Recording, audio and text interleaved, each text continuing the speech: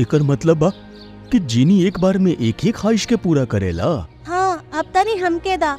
ऐसन कह के मोंटू बंदर मिंकू भालू से चिराग ले लेलस, फिर ओकरा के रगड़े लागल। जीनी फिर से चिराग से बाहर आ गई। का हुक्म बा हमारा का? जीनी, हमरा ऊपर ऐसन जादू कर दा कि हमरा ऊपर आग के असर न होखे। जीनी अपन हाथ मोंटू बंदर के सिर पे घुमावलस और फिर दोबारा चिराग के अंदर चल गई। हम खुद के बहुत पावरफुल महसूस करा तानी। यस। मोंटू बंदर खुशी में ऐसे उछला कि ओकरा हाथ से चिराग फिसल के तालाब में गिर गई।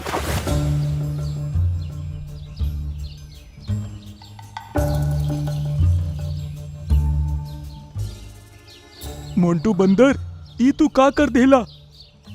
अरे यार, बाय मिस्टेक हो गई। लेकिन हमने लगे इतना टाइम नहीं खे कि हमने के यहाँ रुक जाई जा। तू एकरा के पानी से निकाले की कोशिश करा। इतना में हम जंगल जाके वो तीनों ड्रैगन्स की खबर लेवतानी। मोंटू बंदर वहाँ से चल गई और मिंकू भालू चिराग के तालाब से निकाले के बारे में सोचे लागल।